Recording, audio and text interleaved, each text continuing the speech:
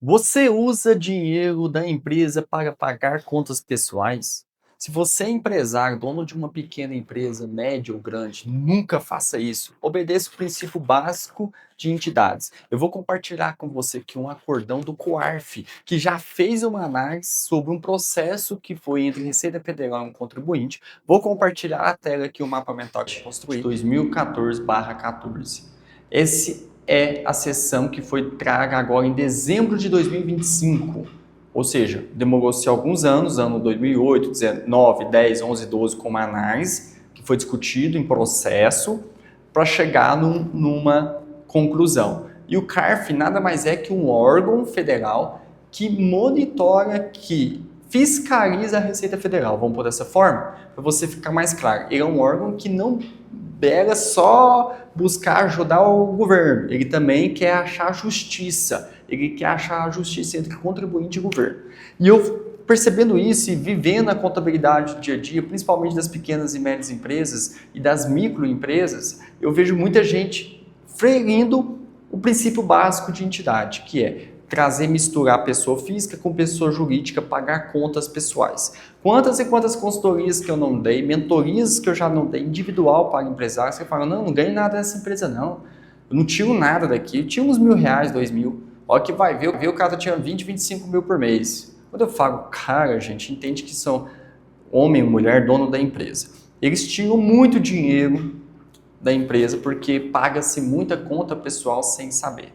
E o objetivo desse vídeo é trazer esse nível de clareza e trazer para você o que o CARF decidiu.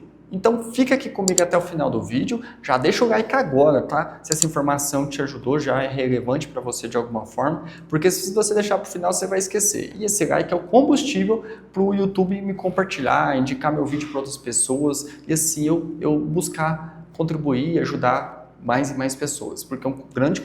Então vamos aos fatos. O que aconteceu? A gente vê aqui, eu vou até compartilhar a tela daqui a pouco para você ver, um mapa mental que eu construí para resumir o raciocínio. Mas, basicamente, uma empresa pagava-se manutenção de propriedade rural, pagava-se casa de praia, aluguel residencial, mensalidade de escola de filho, fatura de cartão de crédito pessoal. E aqui foi analisado, né, como eu disse na introdução, de 2008 a 2012. Foi analisada uma fiscalização sobre essa empresa. E foi identificado, né, que foi gasto esses dinheiro pagando da empresa e foi deduzido como despesa, principalmente uma empresa maior do lucro real, por exemplo, foi deduzido como despesa para pagar menos imposto de renda. É basicamente assim, uma empresa de lucro real, quanto menor o lucro dela, menos imposto de renda pessoa jurídica ela paga. E agora, em 2026, vou até deixar o vídeo aqui em cima, que eu trago sobre a tributação de 10% sobre lucro para sócio, aí já é uma tributação na pessoa física do imposto de renda. Mas vem de onde? Do CNPJ. Então, a pessoa fazia mais ou menos assim, já que eu tenho que ter muitas despesas no lucro real, vou pagar coisa da minha vida pessoal na empresa, assim eu diminuo meu lucro e pago menos imposto. Essa foi a ideia. Por isso surgiu essa fiscalização. E agora, a partir de 26, começa a tributação sobre dividendos, que é a distribuição de lucro para o CPF, que vai incidir 10%. Então, vamos lá. Além de tributar imposto de renda pessoa jurídica, tributa-se também mais 10% da pessoa física. Então, querendo ou não, essa pessoa, dona desse CNPJ, se sofrer 10% de retenção de imposto de renda pessoa física, ele vai ganhar menos. Mas eu não vou entrar nesse mérito agora, porque já tem um vídeo pronto. Lá no final, ou aqui em cima, vai aparecer para você assistir. Mas preste bastante atenção.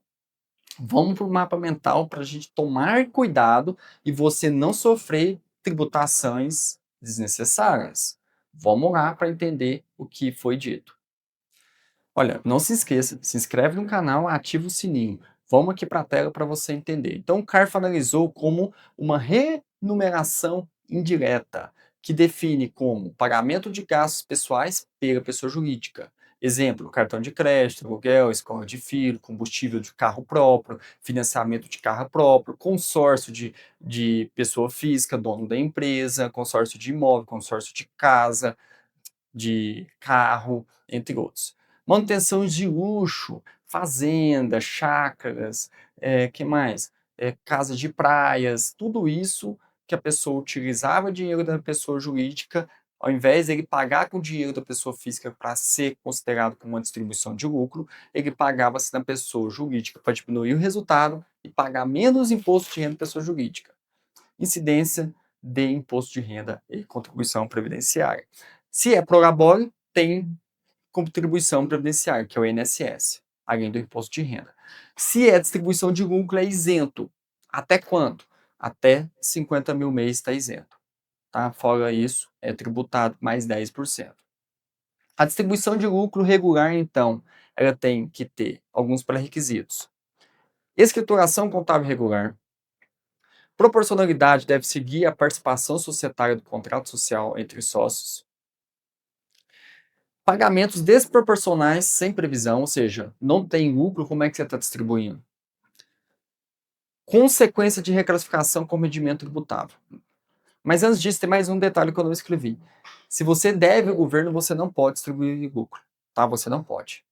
Tá? Então pode ser um grande problema também. E sobre a consequência, ele pode reclassificar esses pagamentos, certo? Que é uma empresa de lucro real, como indedutível para imposto de renda, adicionar na base de cálculo, vai ficar maior o seu lucro, logo tributar o imposto de renda e contribuição social. E o adicional de IR, que chega a 34%. Além disso, há indícios de fraude contábil, o que pode causar problema para o contador técnico responsável, uso de contas de corrente entre sócios.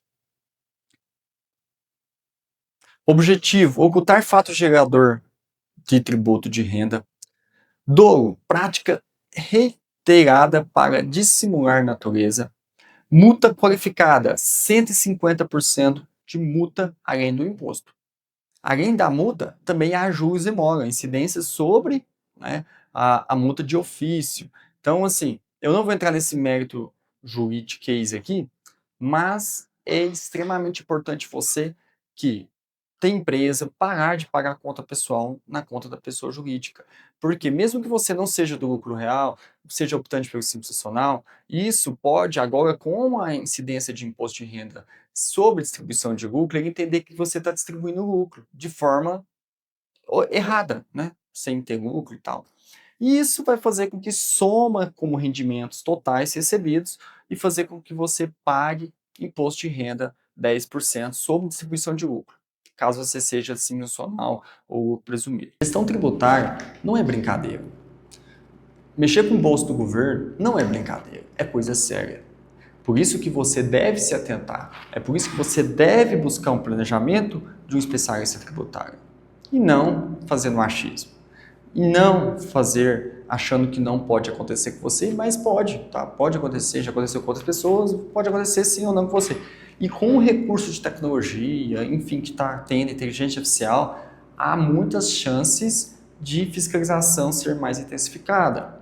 Afinal, o governo precisa arrecadar mais, ainda com a reforma tributária que eles prometem acabar com o efeito cascata, que é a bitributação, vou deixar um vídeo aqui falando sobre isso, você tem que entender como pagar menos imposto. E como pagar menos imposto, você tem que dedicar um tempo a isso, você tem que estudar um pouco sobre isso, você não pode delargar apenas para o seu contador. Quanto mais você entender do seu negócio, estudar, toma cuidado com o que vê também na internet, muito fake news, mas toma cuidado, mas mesmo assim fique atento. E se você quer uma sessão estratégica comigo, falar sobre o seu negócio, estratégia tributária, precificação, dinheiro, lucratividade, me chame, que eu vou deixar aqui